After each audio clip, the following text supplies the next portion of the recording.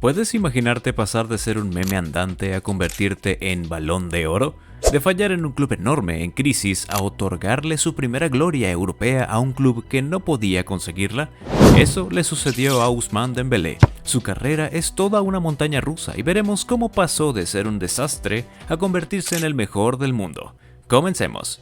La historia empieza en las calles de Hervieux, Francia. Allí, un niño pequeño jugaba y vaya que lo hacía bien. Ousmane no aprendió a jugar fútbol. Ousmane es fútbol en estado puro. Su secreto: no tiene un pie bueno, tiene dos pies que son mejores que el tuyo, el mío y el de tu primo, el que paga por jugar en tercera.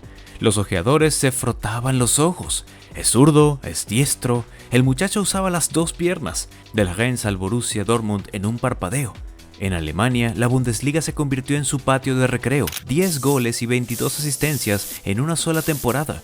El mundo entero se giró para mirar. Era raro, era valioso, era carísimo. Quizá demasiado. Y de repente, el Camp Nou. Verano de 2017. El Barça acababa de perder a Neymar y necesitaba un heredero. Ousmane llegó con la etiqueta de el próximo gran truco de magia, pero el escenario era una trampa de cristal. El Barcelona no basta con ser bueno. Tienes que ser perfecto todos los días. Además, se veían tiempos oscuros para los culés, y aquí empezó el drama. Las primeras. El cuerpo de un velocista de élite es como un Fórmula 1. Si una tuerca falla, el coche se queda en el box. La prensa, que no tiene mucha paciencia, pasó de los elogios a las dudas. Dembélé no llega a tiempo, Dembélé se queda dormido, Dembélé prefiere la Play. La narrativa era cruel, el heredero se estaba convirtiendo en un fantasma de hospital. Pero, a ver, seamos sinceros, hubo un tiempo en el que ver a Dembélé en el Barça era como ver el final de Evangelion. Nadie entendía nada. Un día te metía un golazo por la escuadra regateando hasta el utilero, y al siguiente se le olvidaba cómo funcionaba la gravedad y se tropezaba solo. En las tertulias se decía de todo, que si era un fichaje de YouTube, que si era un infiltrado del eterno rival, hasta se llegó a decir que su dieta se basaba exclusivamente en comida rápida y horas extra de Fortnite. La leyenda urbana contaba que el club tuvo que enviarle a un cocinero personal a casa. Y luego estaban los retrasos. Llegar tarde a un entrenamiento de un equipo de élite es pecado. Pero Ousmane lo convirtió en un arte postmoderno. El entreno era a las 11, ¿ah?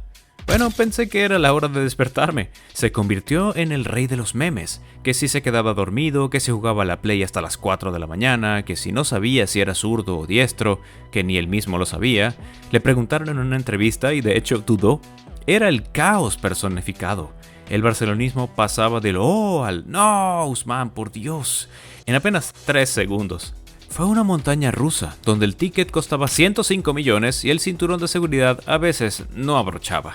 Y no solo le fallaban los isquios y los regates, le fallaba el entorno. Cada vez que fallaba un pase, se oían los cuchicheos en la grada. Cada vez que llegaba tarde a un entreno, era portada nacional. Se perdió la empatía. Nadie veía al chico de 20 años solo en una ciudad nueva, bajo una presión que aplastaría a cualquiera.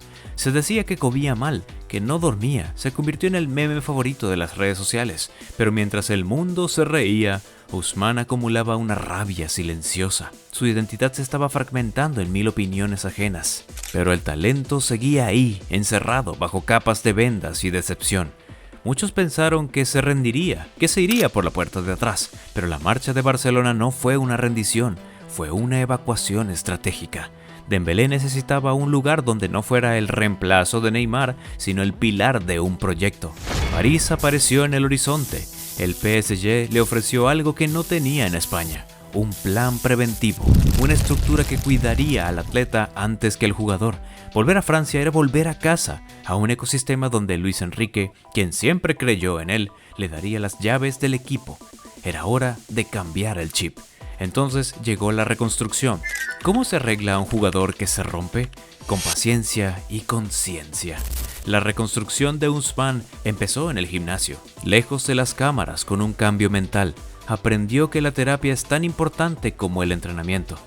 El mosquito estaba mutando en algo más resistente, más profesional. Ya no era solo talento, era estructura.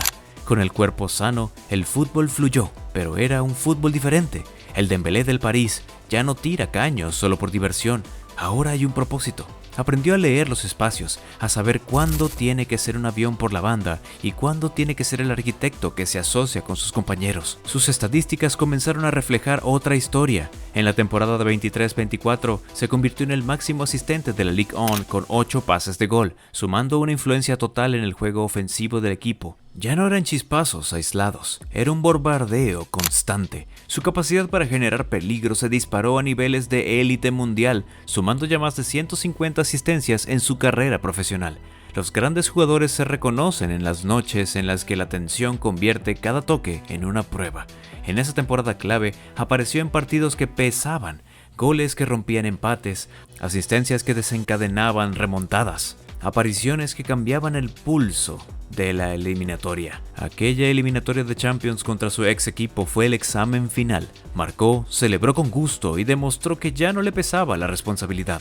No fueron solo números, fue la sensación de que el equipo dependía de él de manera sana, equilibrada y eficaz. Se convirtió en el factor X que rompe el empate con un quiebro imposible.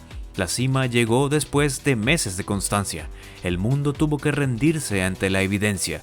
Ousmane es un ganador nato. Su palmarés es una auténtica locura que muchos firmarían antes de retirarse.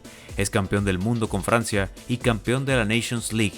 A nivel de clubes, tiene en su vitrina 3 Ligas de España, 2 Copas del Rey, Supercopas de España, una Copa de Alemania con el Dortmund y recientemente ha sumado la Ligue 1, la Copa de Francia, la Supercopa de Francia y nada más y nada menos que la Champions League con el Paris Saint-Germain. Y no solo eso, sino que el Mosquito es el actual Balón de Oro. Sí, señores, creo que hace 5 años nadie imaginaría que Dembélé llegaría tan pero tan lejos.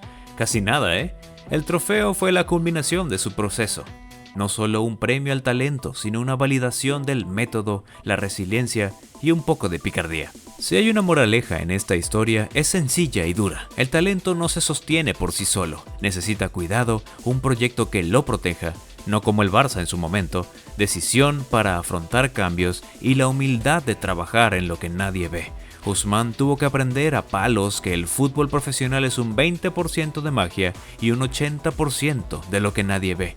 Su sorprendente Balón de Oro permitió transformar la narrativa.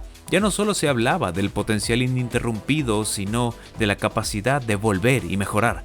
En la ciudad de la luz, bajo el ruido de los fotógrafos, la historia de aquel extremo se reescribió. A veces, un cambio nos viene bien y Dembélé es la demostración de ello. La gloria llegó, pero la lección perdura. La verdadera grandeza se forja en la quietud del trabajo diario y seguir adelante a pesar de lo que te dicen. Tu presente y tu pasado no son tu futuro. Debes cambiar de aires y construirlo. Ousmane Dembélé, el hombre que nos sorprendió a todos. ¿Y tú qué opinas? ¿Fue merecido el Balón de Oro de Dembélé o te desentona verlo en una lista de leyendas? Déjame saberlo en los comentarios y recuerda darle like, suscribirte y activar la campanita de notificaciones para más videos de fútbol del bueno. ¡Hasta pronto!